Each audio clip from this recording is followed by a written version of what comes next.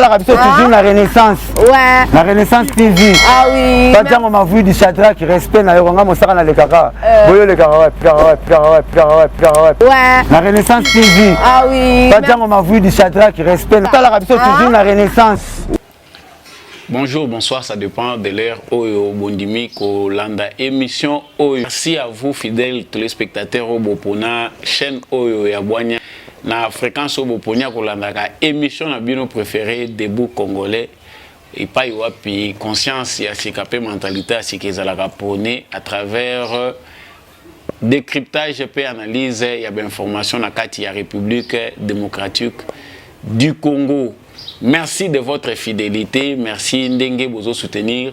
Émission OEP de l'avant, à présentation Samba Olonga comme d'habitude.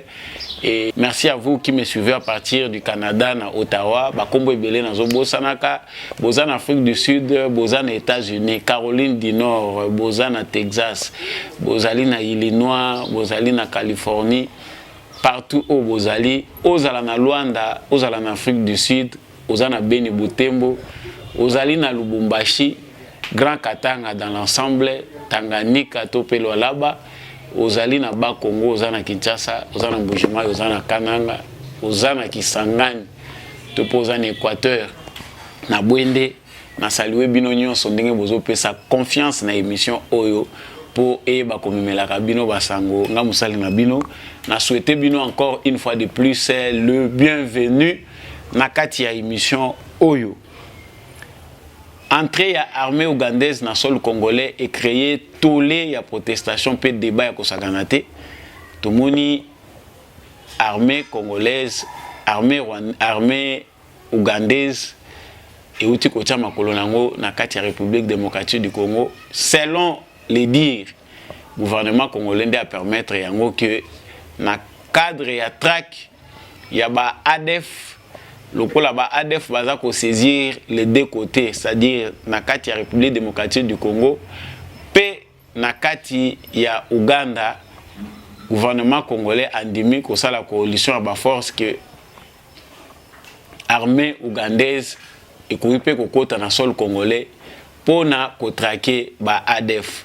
Yango eboti bilinga makasi na kanti bino ebele bozolanda ngai boza partager entre confiance au Bozali Kopesa na président de la République pour certains et méfiance pour les autres, vu passer au Yezali médiocre, passer mon coup douloureux, tant que yeba que Ouganda azali parmi les pays oyo ba occupaki Congo de manière illégale.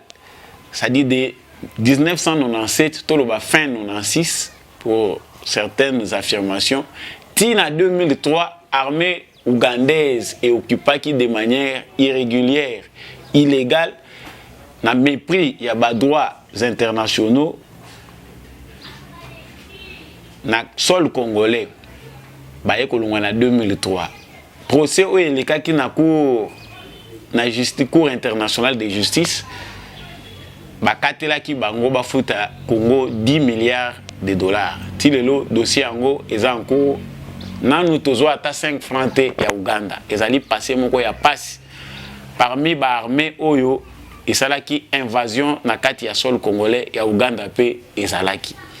Mais koya ya Félix Tshisekedi memi savoir faire ya sika et memi ba paradigme ya sika oyo ezali ko permettre te na ba congolais nyonso ba s'accorder na ba point de vue o ezali moko. Mais awa tomoni que bato ebele bazali ne sengote tant bazoye bake non Uganda azali na ba antécédent ebele na RDC alors que zana nous régler te méfiance ezali makasi. Pourquoi cette stratégie?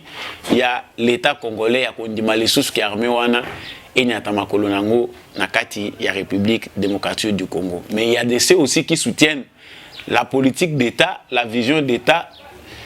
Tokolobelango tout au long, il y a émission oyo tokomeka ko éclaircir ba zone d'ombre ba imboka toye ba ya solo nini yango ezali koleka position na biso ba congolais ko kozala nini marge de manœuvre to ko tikela na gouvernement na biso to pe président de la République na biso na touche oya memi ya sika ezali nini.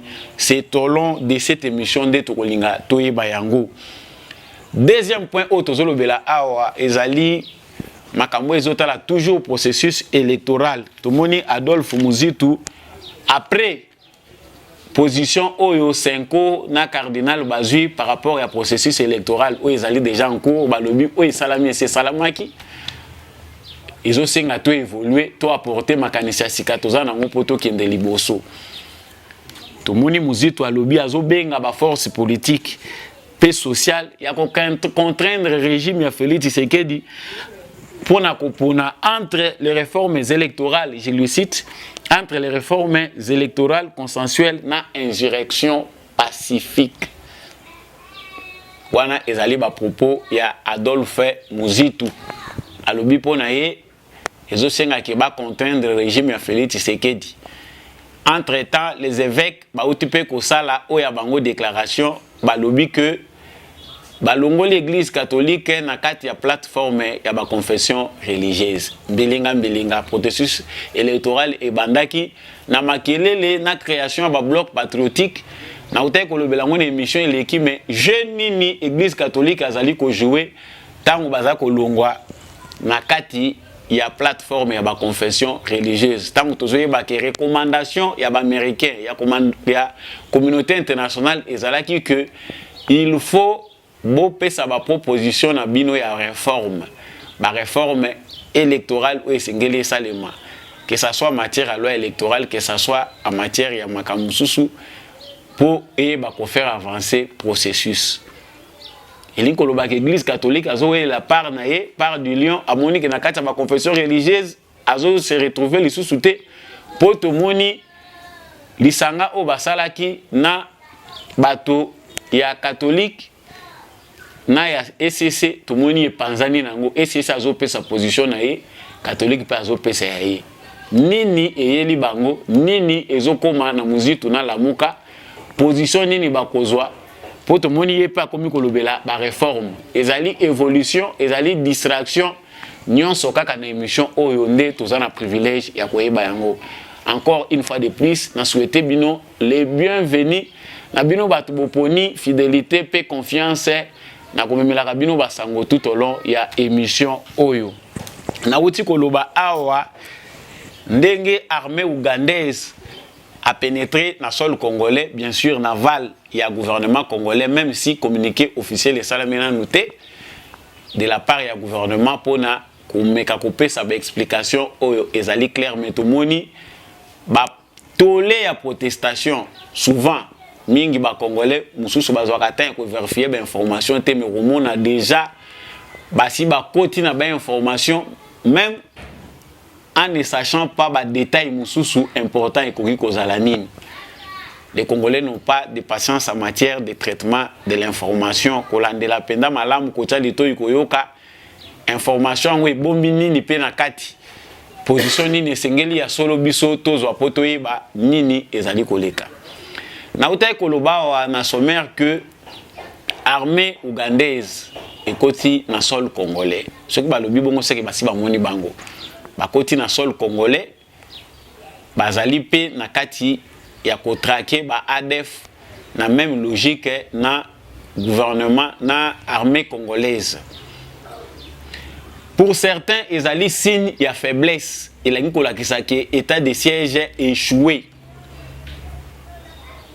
Pour les autres, ils disent c'est une mesure qui cause la salvatrice.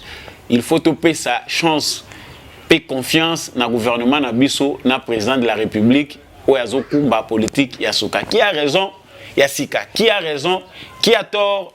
Na kati ya ba réflexion o union somi balé o yo opinion ezali ko bundana nango. Tout le monde y a solo vraiment que vu le passé makambo leki na est ya Congo ekoki kotika congolais mon côté wa lingi mboka na ye po lingi bandeko na ye ba congolais indifférent. Ça dit biso nyonso tout congolais, tout celui qui se reconnaît en congolais a kozala na peine vu makambo ezali koleka à l'est de la République démocratique du Congo. Nous avons vu que pendant 18 ans Joseph Kabila a essayé à sa manière, du moins officiellement, de pacifier Est et la République démocratique du Congo. En vain, du moins, l'observateur rebelle et analyste, tous les Congolais en général ont fini par comprendre que Joseph Kabila qui est mon part et un problème. On lui a attribué même la création de certains mouvements rebelles à l'est du Congo. Joseph Kabila qui complice parce que l'armée congolaise n'a pas été équipée, l'armée congolaise n'a pas été soignée par son gouvernement.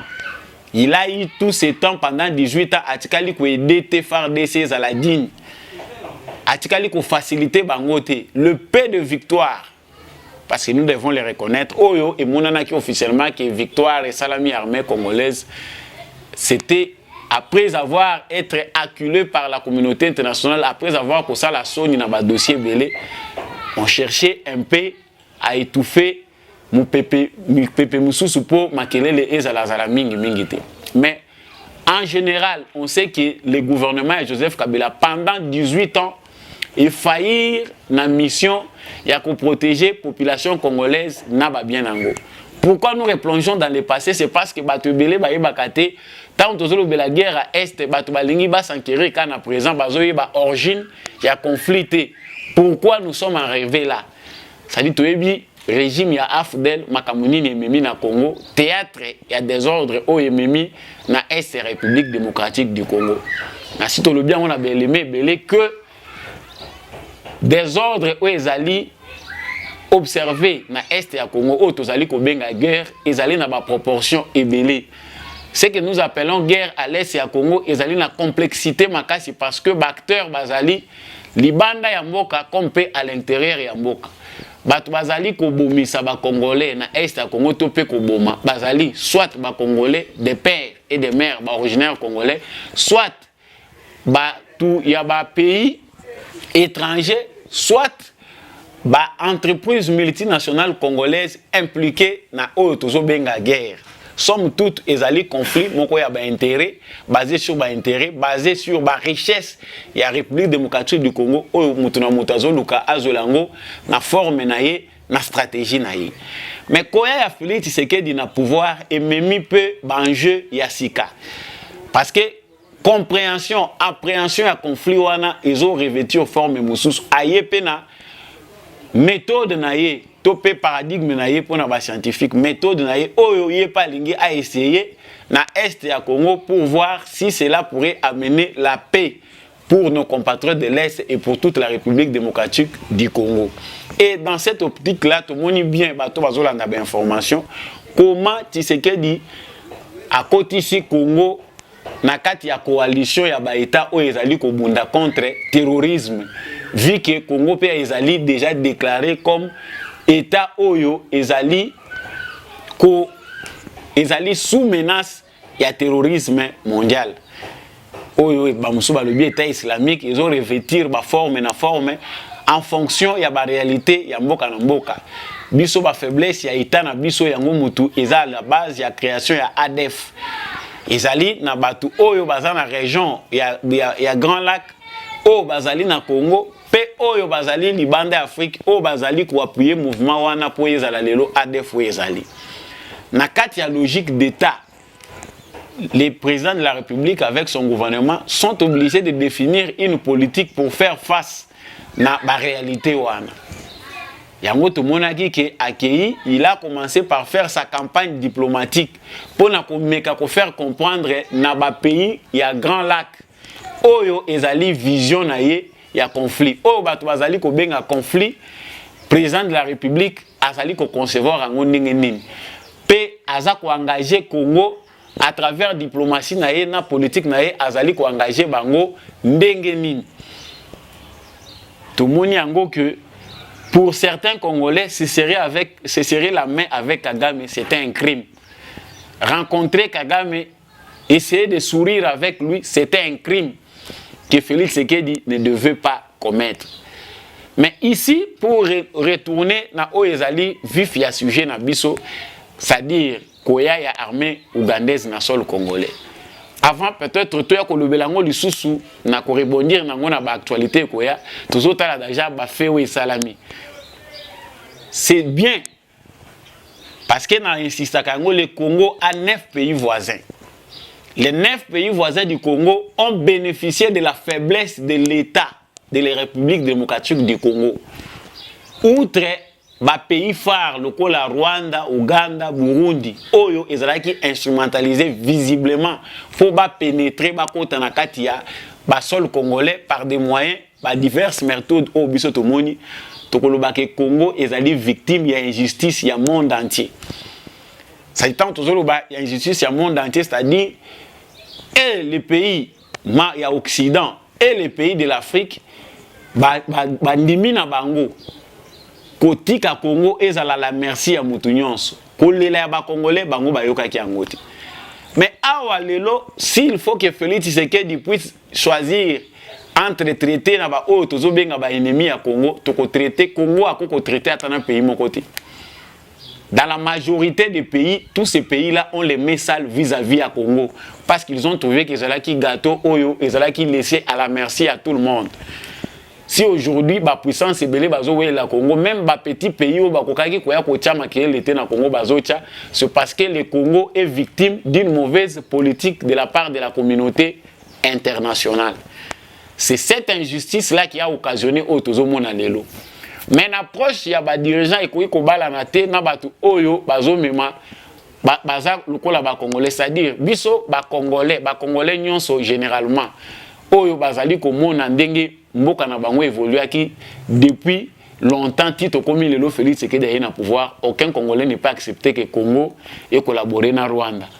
Aucun Congolais sérieux n'est pas accepté que Congo ait collaboré na Ouganda. Mais c'est ça la logique d'État. Non, parce que ce qui lelo muta comme président de la République, vision na e amakambo échangé parce qu'il a des informations que les autres Congolais n'ont pas. Parce qu'il gère les informations oyo part importante, il y a des Congolais qui éviter. Les Congolais sont dans les analyses et les bribes des informations où ils ont passé dans Mato et dans Bango. Mais la logique, c'est que le gouvernement congolais, les présidents de la République, ils ont détenir des informations oyo Congolais zanangote. Ils ne sont pas tenus, obligés, au nom aussi toujours de la loi, il y a pour informer les Congolais sur les points sur ba axe stratégique nyonso ya politico bango baza ko engagé na ba état obiso toyebi ke bazala ki ba prédateur lobby. C'est-à-dire il y a une difficulté à communiquer na ba congolais malamu certaines choses parce que ça relève aussi des stratégies il y a l'état congolais. Mais quelque part l'état congolais est tenu à informer ba congolais sur ba prise ya ba position na ye pour éviter des frustrations, pour éviter que dans certains coins où il y a les rébellions, tu vas considérer le gouvernement de la République démocratique du Congo, le gouvernement moko ou ezali complice na ba crime oyo ezali ko se commettre na ba divers endroits à l'est de la République démocratique du Congo. Donc ici, quoi armée ougandaise et kokikaka qu'on allait interpréter le la menace. Pour les Congolais qui ont confiance en Félix Tshisekedi comme président de la République, comme l'un de leurs, comme un fils du pays, c'est bien de les conseiller que stratégie wane ezali mabe koyande ko détruire au lieu et aider. C'est bien de donner les idées. Mais c'est bien aussi de faire confiance au président de la République tout en étant vigilant, lui laisser la marge à manœuvre. Il y a qu'à comprendre que le président de la République, tant a prêté serment, a simi ami à nation. C'est lui qui peut engager la guerre aujourd'hui. Dans les articles où il y a la Constitution, il y a sa présidence prérogative, il y a qu'à traiter l'armée étrangère, dans le sol congolais, en informant notre Parlement, donc en collaboration avec le Parlement. Est-ce que le Parlement congolais le sait? Ça, nous devons le savoir. Ce que le président Saliango sait que la commission Wana Bayebi, quoi il s'agit. Et ce n'est pas pour rien qu'au Congo, il y a dans tous les pays du monde, il y a ce qu'on appelle secret d'État. Parce que stratégie, au Congo, il faut adopter dans les pays où les Congolais sont des idiots. Vous excuserez les termes parce que les termes sont appropriés et monanité. Il faut le Congo à s'organiser. Et c'est ici que beaucoup de Congolais pêchent. Au lieu d'acculer Félix Tshisekedi, il faut que les Congolais travaillent sur des solutions. Quand vous refusez cette solution, vous voulez laquelle? On peut penser que pour le gouvernement, nous et l'Ouganda, nous partageons la même menace. Oyo ADF azali ko représenter pour Nabiso. Ça dit le passé est là, c'est un passé que nos frères sont morts, l'Ouganda nous doit. Mais suite à la menace qui se présente, au Bissonion sont faire face, on peut coaliser nos efforts. Pendant que nous cherchons à nous organiser, Tozo Lukato Bunda pour s'organiser de manière à bien sécuriser notre nation. Il y a des commentaires des gens qui disent que ça montre que notre armée est faible. Non, notre armée congolaise n'est pas si faible qu'on le pense. Mais sauf que nous sommes en déficit. Il y a des éléments. Ça s'est dit et c'est l'équipe même n'a pas d'information. La fragilité laissée par Joseph Kabila ezali que l'armée congolaise n'a effectif nango ezo kokate kozala présent na ba endroit nyonso ba conflit ezali. Ça c'est grave comme déficit en termes sécuritaires pour Namboka Mounene loko la République démocratique du Congo. Il y a des faiblesses de notre État que nous ne pouvons pas étaler. Mais oh le Congolais nyon se sengeli ayeba madusu oyo Kabila tika na République démocratique du Congo ezali nini. Ça dit pendant 18 ans règne ya Kabila abomi policier, abomi FARDC. C'est que Mboka est continue insécurité parce que Kabila n'a pas bien géré l'armée, il n'a pas bien géré la police. Ezali makambo minene oyo achebi son conflit et ça dit que Mboka est continue insécurité. Donc par rapport à ces dossiers wana ndenge bato bazo comprendre en au lieu de beaucoup acculer le gouvernement, penser que le gouvernement collabore, il y a certains qui font des chansons tout le temps dans les médias pour créer uniquement que la confusion. Là où les gens n'apportent pas de solutions, ils n'apportent que des confusions, des contradictions. Toboï, armée étrangère, même ceux qui se disent politiciens n'ont pas le temps de faire de bonnes analyses, transmettre la bonne information aux Congolais. Bazo Salangote. L'armée ougandaise sous le régime de Félix Tshisekedi bakoko kota na Congo pour venir blaguer. Pour nous peut-être Congolais, tous on a retard à comprendre le niveau où est arrivé Félix Tshisekedi avec sa politique. Le Congo est déjà très loin avec la communauté internationale vu ce qui s'est passé au Congo. Mais sauf que la majorité des Congolais sont encore en retard par rapport aux réalités d'aujourd'hui. Nous devons nous conformer aux réalités d'aujourd'hui, comprendre quelle est la stratégie d'État d'aujourd'hui? Comprendre que le monde passe, ça évolue, nous pouvons mourir demain, il y a des fils qui doivent nous remplacer et qu'est-ce qu'ils doivent trouver comme organisation Mboka Congo et Sengeli Nini pour résoudre les différents conflits dans Bisso. Je le répète, à chaque émission, la vengeance est un plat qui se mange froid. En tant qu'État faible, vous me permettez à Kolobango ouvertement, nous sommes encore un État faible, fragile. Tous a tenu à s'organiser à l'interne avec l'appui Nabefort et Baninga au Bazak Bako qui aider Bisso na Mutema Malam tout en restant vigilant. Mais organisons-nous. Voilà un peu par là où je peux mettre fin à point. Deuxième point, dans le Bagina Loba Ezali Makamwetali processus électoral. Tout le monde rebondissement spectaculaire. Donc, rebondissement Oyo. Il y a Makambo Etali élection et impressionné et alerté Batebele. Pour entamer ce point, j'aimerais demander aux Congolais de demeurer vigilants vis-à-vis de Moussala et de la confession religieuse dans certains acteurs politiques. Comprenons comment pendant seulement beaucoup de temps, Bato Bazubiso Tan Moulaï Awa na ba débat moko inutile. Alors que la plupart ya Moussalo ba bande ko ça les aki ko viser des intérêts na bango.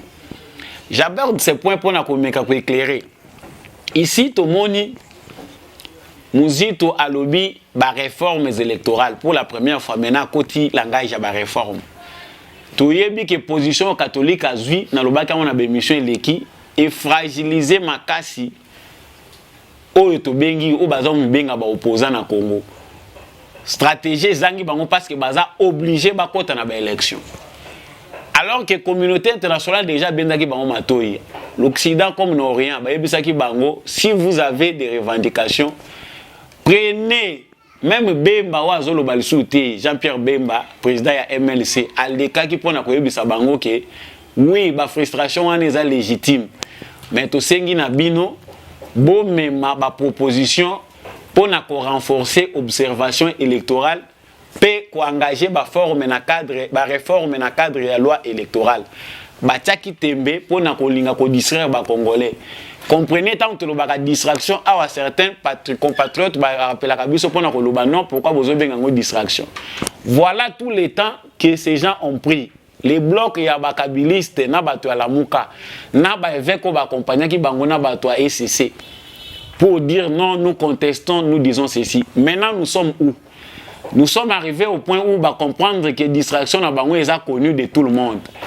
Baza tenu ya kokota na kati ya train ba se rattraper mbango parce qu'ils ont déjà perdu une part importante ya influence na bango na kati ya processus électoral ya Congo pe na politique ya Congo.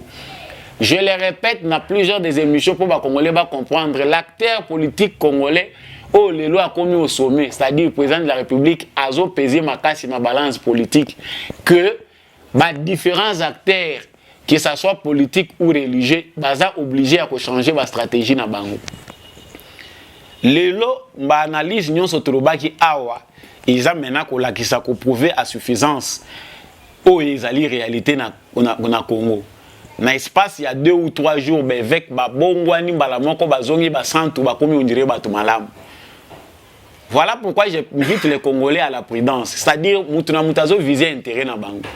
Na lobaki awa kaka na plateau pona ko yebisa bino que basi ba yebisi ba sango ba s'accaparer na makambo etali observation électorale par na bango yango wana. Par la société civile les ali soki bozo mona que fraude des autres se préparer. Bozo mona ke makambozo qui clarté, vous êtes tenu pour renforcer l'observation de l'élection. Bembala dit clairement c'est la position aussi des États-Unis. Si vous voulez réformer votre loi électorale de manière à ce que bureau de vote par bureau de vote va publier des résultats réformés pour boutique à maquiller les AO, bazo préparer très chéri. Vous verrez que pour ceux qui disent qu'il n'est pas facile de combattre un démocrate, Tshisekedi au moins a ouvert les champs politiques pour permettre à ce que Moutouna Moutou exerce en toute liberté. L'observation électorale, les locaux va payer belé baboyak. Fort moi les lots Tshisekedi a mais la politique électorale les hommes qui va avancer les alliés en matière de démocratie. Même s'il y a beaucoup à faire, mais les avancées sont lentes parce que la volonté politique de l'acteur qui est principale. Les alliés volonté moko à saluer.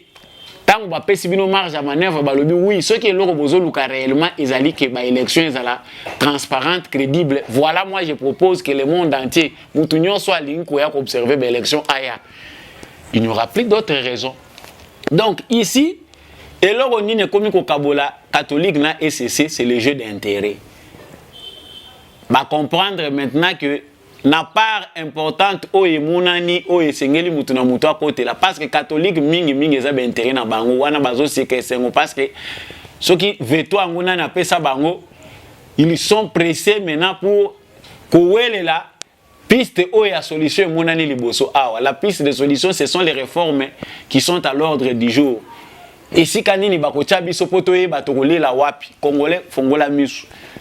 Ils ont été babongwani mutu a changé kuna zana été bazaka bango moko wana mais baza contraint à changer ba stratégie et puis le président de la République a tenu à rassembler batou la paix au Congo tout le monde en a besoin pour éviter bango ba iser na ba moyen ya mabe pour instrumentaliser certains ignorants vous excuserez les termes. Ba ignorant na ben conscient mususu o bazati lelo sous obscurantisme ya régime au Kabila tikela ki biso awo ya kopesa bato information ya mulili au lieu ya ko éclairer bato ya kopesa bato information ya ko construire bazo pesa bato des manipulations désinformation cadrage biloko ya mabe koti na mitu ya ba congolais mingi que aujourd'hui les médias au balingi conserver congolais faut pas passer information à malamu pour aider les Congolais à se construire, se reconstruire. Les lognons sont bandé koloba. Bato mususu baza ko interpréter ngo koloba que non, bosakana ki na bato catholique, lelo bomoni bozongeli bato catholique, c'est faux. Bango nde ba comprendre que baza contraint ba changer ligne na bango parce que la logique est ça que kadima yeyo atikali azawana les élections processus c'est bandi. Ce qui reste à faire, c'est la modification. Il y a la loi électorale, les réformes envisagées. Oui, c'est Ngeliba Solola, va envisager Yango. Yango Mouzito a commis Kolobela Lelo.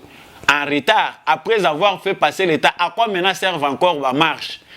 Vous verrez bino bato bokendaka ba marche o ba memaki bino na ba marche sans que bon comprendre banjeu zanine ba komi ko luka ko changer ba langage o insurrection pacifique et ba réforme consensuelle o que des termes.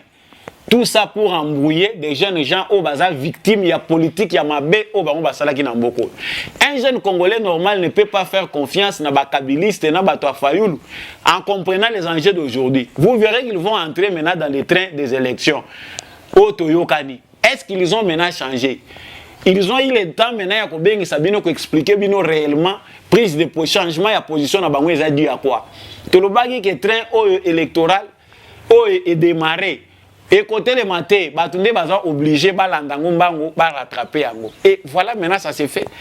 Tous ces acteurs sont obligés de se rattraper Mbango parce que Moutakozila Bango a zati. Même la communauté internationale n'a rien vu d'important à reprocher dans l'Union européenne qui cherchait par quelle voie entrer à mon vraiment que Tshisekedi est coriace. En même temps, ils ont discipliné. En même temps, comme un père de la nation. S'il y a des Congolais qui comprennent, ils peuvent comprendre qui est l'acteur politique congolais aujourd'hui. Dans la majorité, ce sont des farceurs. Dans la majorité, ils ont bazo sakana na conscience à Congolais parce que les Congolais belé bazo qui l'église pour na ba pasteur, pour na bolingo ba pasteur. Aux catholiques, aux anayo, mutu ya église de réveil, aux protestants, pour na bolingo pasteur. Parce que tu crois à un Dieu, ce n'est pas le pasteur, pasteur à côté mais toi tu n'es pas obligé d'aller en